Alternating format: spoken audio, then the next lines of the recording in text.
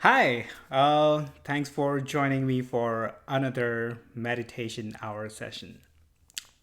And right now, I want to talk about how crisis is a test. Crisis is a test of character.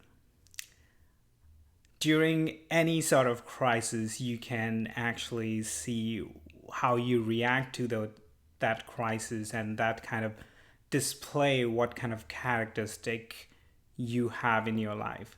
And again, depending on the circumstances, depending on the intensity of crisis, you may react in a very different way. For an example, if you're going through a personal crisis, you might react in a different way than how you're reacting to this ongoing crisis in the world. But at the same time, we tend to pay more attention to the crises which are more personal than the crises which are already out there, which the world is facing in day to day life. So, if not for this quarantine, I bet like most of us wouldn't even have paid attention to the lack of medical research to take care of different viruses, and likewise, even in our personal life, or even in your life right now, we most of us are tuned out from the global crisis of climate change.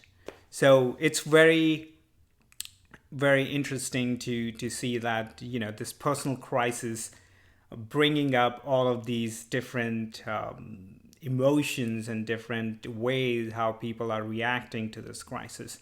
And I feel that crisis typically has two way of reaction. Either you're going to be panicked or you would be calmed.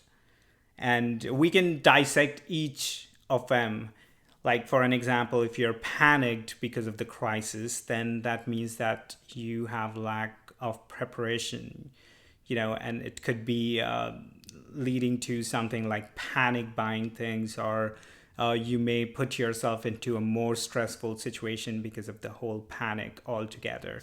So, uh, or in the panic situation, you might have a more distrust on yourself, or also distrust on, say, government or the society in general. So that the basic feeling is coming out of distrust, and that's why most of the people tend to behave selfishly. They want to latch on to the things which are important for them rather than what's good for the society in general.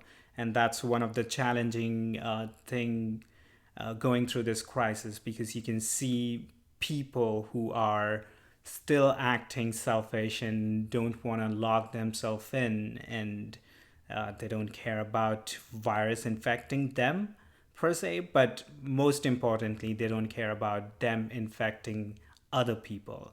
So that emotion of distrust is a panicking emotion, because if you are calmed, which is the other reaction of a crisis, if you are calmed, then you would be reacting from trust, because you trust yourself that you will handle the situation, and at the same time you trust the society that together collectively we will deal with this situation, or trust that on institutions, or wherever, but you trust whenever you're acting from this calmness. And at the same time, you better prepare for the crisis as well. So the other reason why you could be calmed is because you're anticipating the crisis, and you have prepared yourself mentally, physically, financially, emotionally, or you name it. And then at that point, you're not acting out, you know stressful. In fact, you're looking for opportunities, because chaos is a ladder, as the great Littlefinger from Game of Thrones said. In the crisis, there are the silver lining of hope and opportunities. So if you are better prepared, then you would be looking at the opportunities instead of all the crises, or you know um, all the things which were affected by the crisis. And I get it. These are some of the internal templates, and depending on where you are in life, you may react in one or the other way. And also, it depends on a lot of different contexts. Like, in a personal crisis, I may react differently than a social crisis, or the climate crisis, because there are different layers to this. For an example, if I were to, let's say, lose my job, and let's just say if I don't have any means for sustain myself, and top of that, because I'm an immigrant, this lack of job would mean that I would have very limited time here. So this is the one of the worst crises in my personal life could be, right? So if I start panicking in this situation and then act selfishly and try to grab onto whatever I can, I mean, that will not help to begin with, because then I'll be needy, and I'll just I guess burn myself. But on the other end, if I'm calmed, then I'll be able to look at the situation from a bird eye view, and I'll be able to see what opportunities lies ahead of me, and I can better plan myself out of this crisis. So that's a personal crisis, But at the same time, if it goes to, and if I give an example of, say, global crisis, such as climate crisis, then if we start panicking about every single thing, like, the oceans are dirty, the rivers are dirty, the air is polluted, and so many other things to panic about. But if we start panicking about all of that, we'll be mostly acting as vicious, and that's what you see in, like, this hardcore extremist, and this goes for any kind of extremist, where they turn into vicious because they feel that if you're not supporting for, say, their idea of sustainability, then you're mean, you're not a human, or whatever that may be.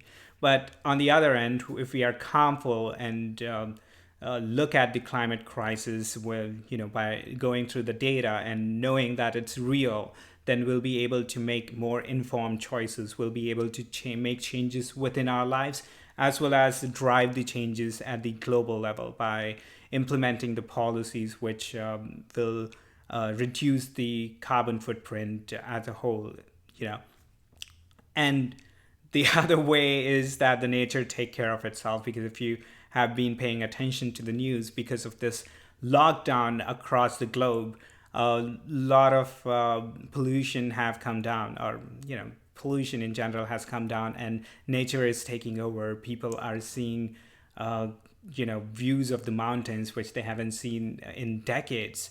They are noticing that the rivers are cleaning themselves out, which still is relatively slower than what we could do by using technology and whatnot. So in any situation, you would either, or in any crisis for that matter, you would be either panicked or you would be either calm. And panic would never bring any drastic change, as well as or positive change overall to the crisis, whereas calmful state would drive a lot of beneficial changes altogether. Then the next question is, if you're already in a panic state, how would you move yourself into the calmful state? And that's a very interesting question, because there are different ways how you can leverage that. One and the foremost important factor is self-discipline. By being self-disciplined, you can make sure that regardless of the external factors, you would be disciplined about some of the aspects in your life.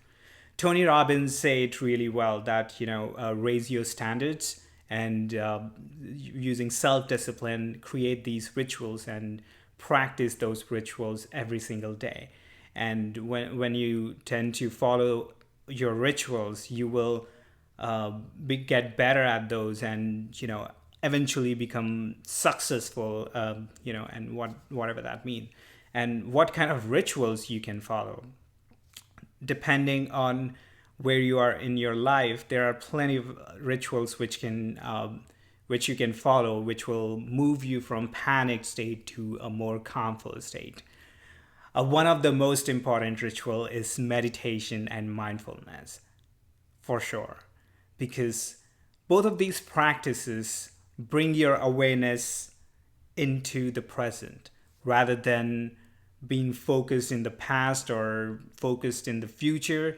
You're focused in the present. And when you're focused in the present, you can take more action right now instead of planning for a specific action or resenting on action which you should have taken 10 years back. So, definitely practicing meditation and mindfulness ritual will put you in a calm state like relatively quickly than anything else.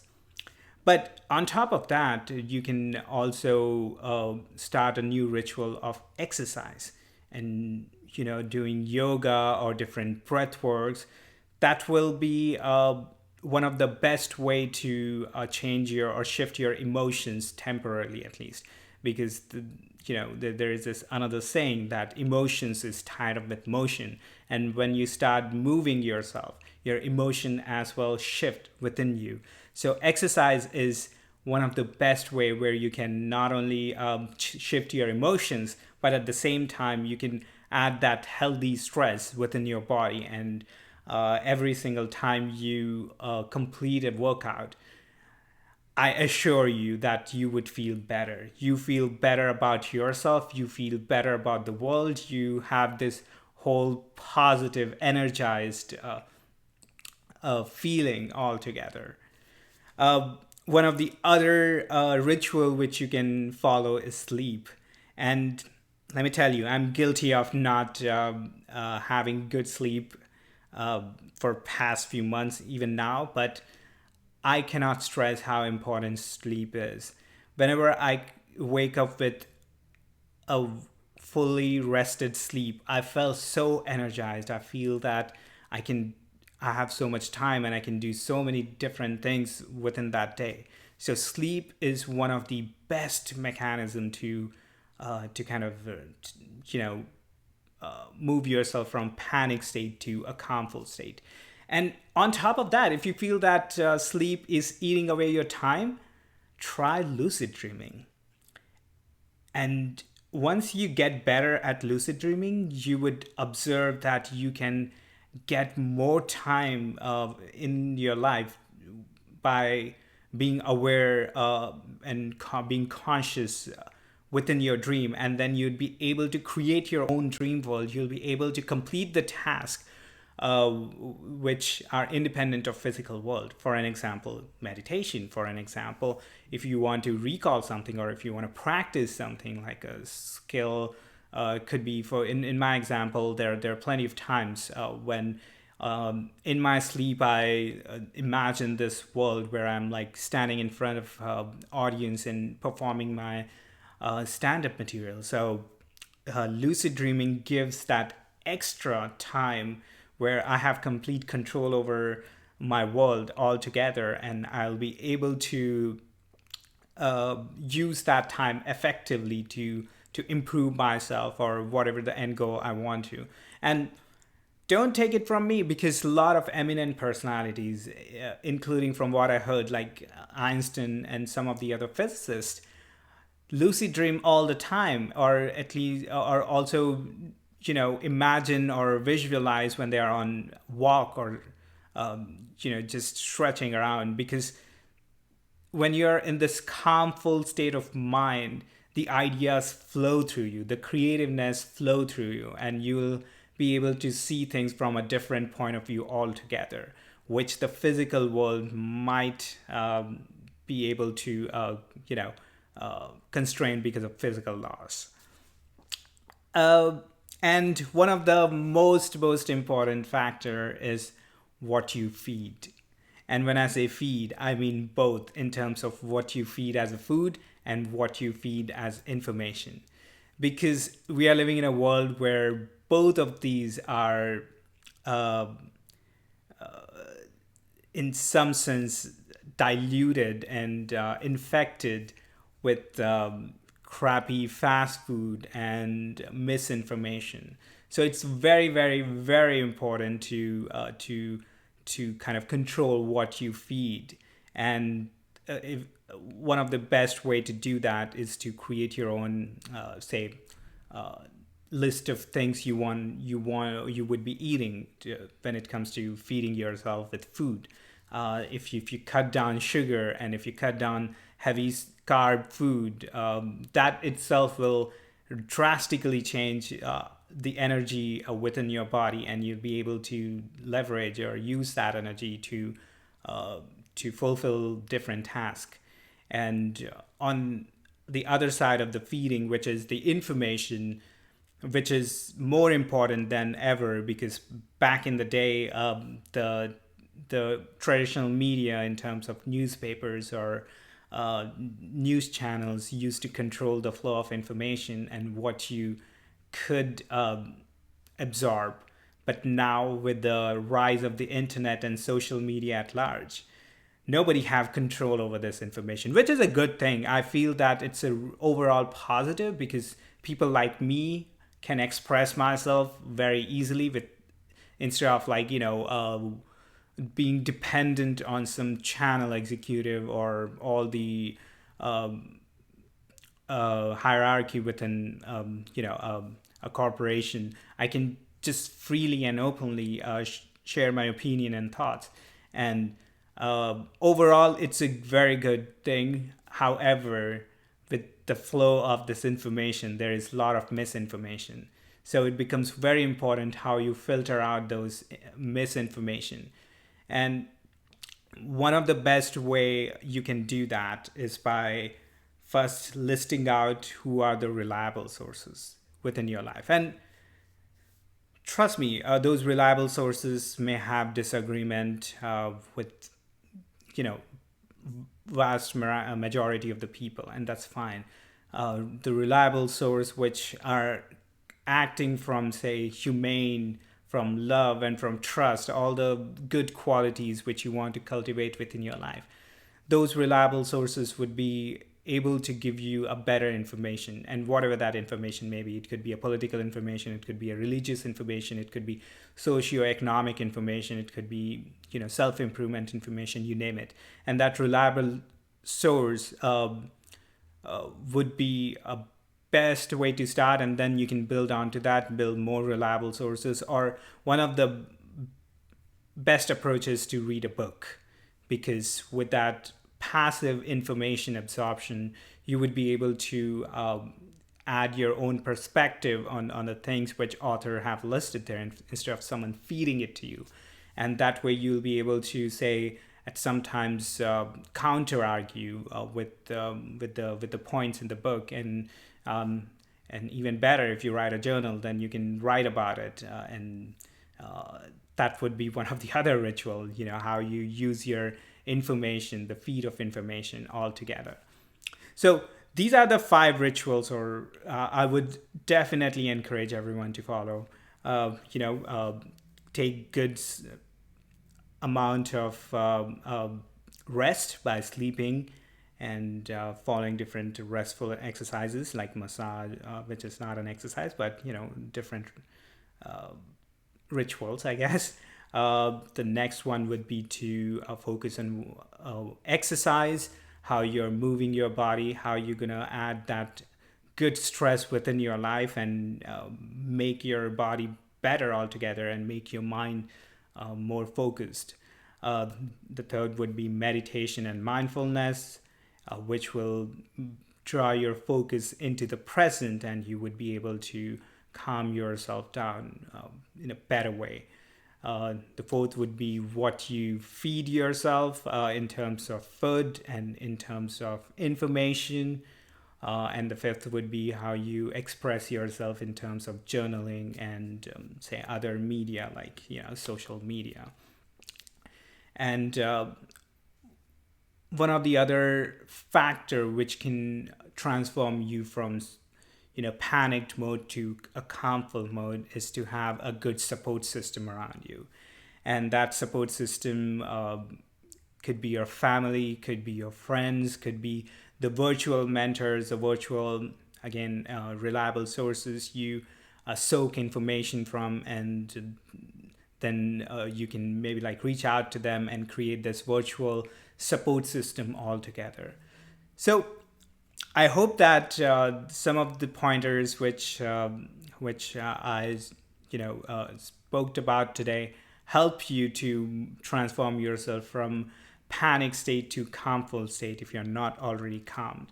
And I hope that you will use this time to make yourself better. Think about it. Like if you commit yourself to make better at least 1% every single day, then at the end of the month you will be 0.3% better than where you started, and at the end of the year you would be like 37% better than where you started. And you can literally calculate that by just use 1.01 to the power of how many days you want to figure out how much better you're going to be. And just by changing your life or improving yourself 1% every single day will transform your way of life altogether in the long term.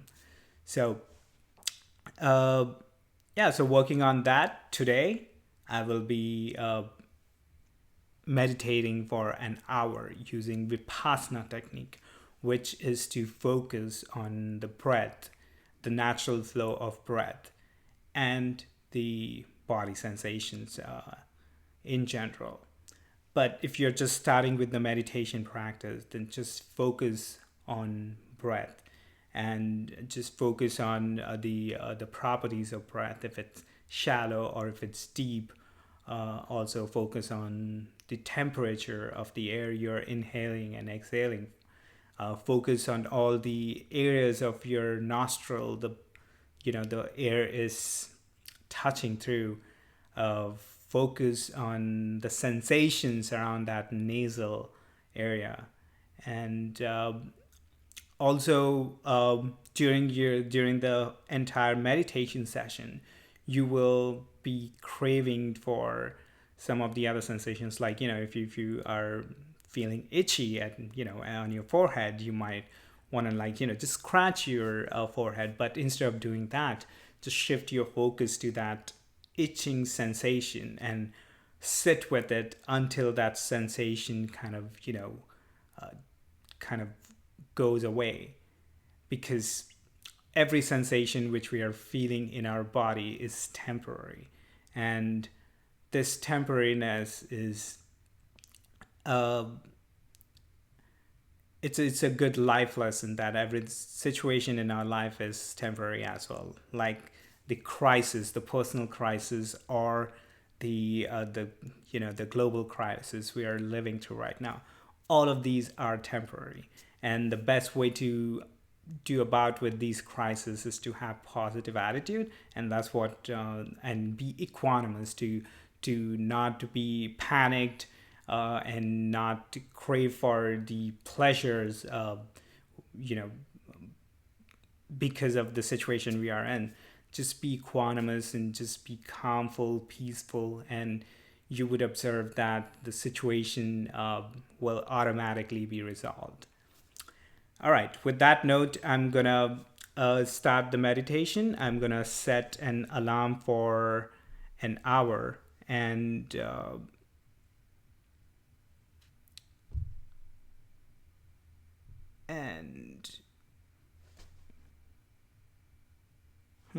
okay. I'm Before I do that, I'm gonna turn on the noise in the room, so bear with me.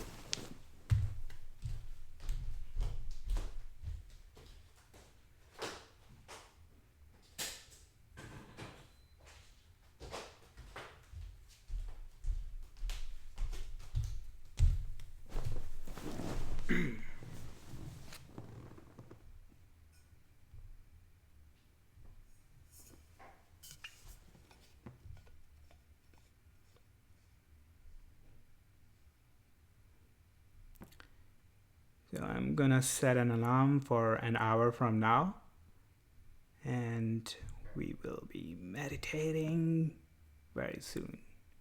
Very, very soon.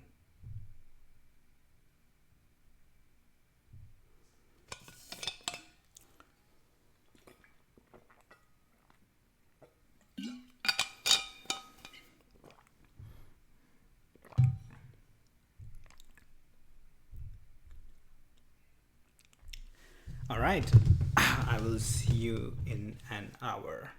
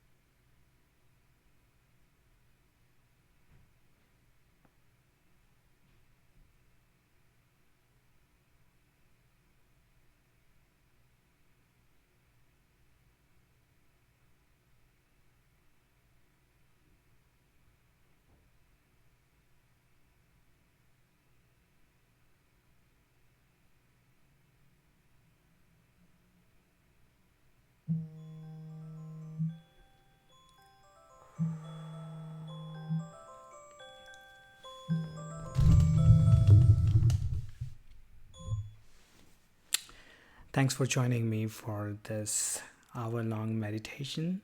And until tomorrow, stay peaceful.